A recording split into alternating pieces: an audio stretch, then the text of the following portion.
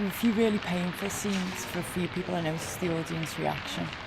The needles, when they were placed in certain places and put in the mouth. They came to Jean in the gutter and asked us did we want to get involved with the project. And I made up as is. It's been really great.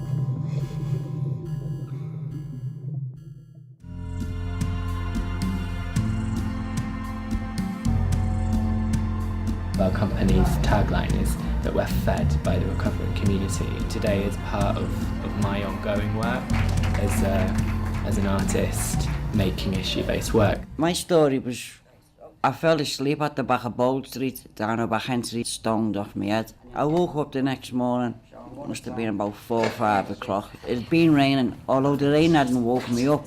It was actually the rats what was jumping on me. I felt disgusted.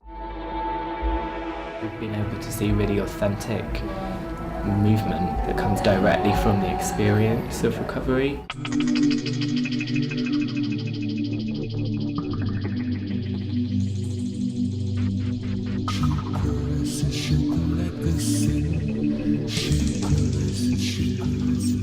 When we do the sessions, the evaluation is that it brings them really close together. Like specific movements. Is this what we've done before? Before. And they kind of take risks and they get out of themselves, and they're very open to the work that we suggest that they do, and they're quite vulnerable. I suppose today, for me, what it's about is remembering where the material comes from. That's, to keep our egos down as well and to keep the piece honest and real. That's inspired us both when we've been in the rehearsal room to make material on the dancers.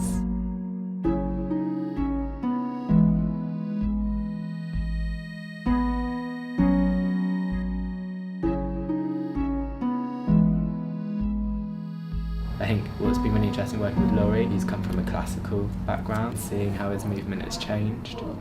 For me, that's what's interesting, is that our research into like the health side of things is actually informing art.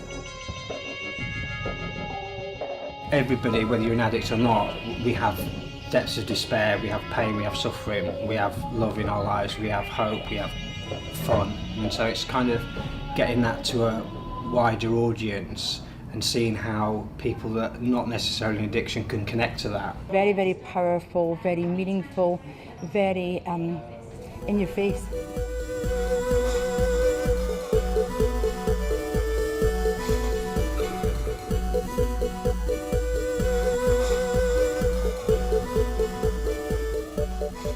Done a lot of work in rehearsal about the dancers connecting to the material through themselves rather than portraying a character, where they don't impose stylistically, and that's something that has definitely grown for me, my understanding of that. The aim is not to show, but to just, if you're feeling it, then it will happen. We have to know it and live it and breathe it, and then once that happens, then you actually become it. And then once you become it, then that translates into the audience as well. I've never been to nothing like this before, but even though they weren't speaking, you knew what they were on about. Well, it is like a spiritual thing, because it kind of reaches people and touches people, and they come away going, wow. This idea of spirituality, there's a lot more to kind of think about than just yourself. And I think that's what I've always wanted to kind of achieve as an artist, to like make sure that my work is affecting me and I'm affecting my work, and that other people are kind of more important. We've got a really strong piece, but I think even more magical about that is it's kind of feeding into people that are still struggling in recovery, and to show them that there is actually a life out there, and there is like an absolutely amazing life as well.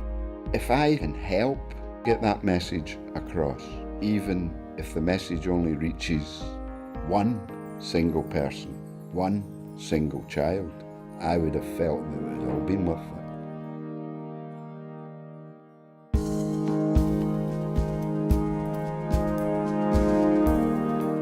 The performance on the night was unbelievable, fantastic.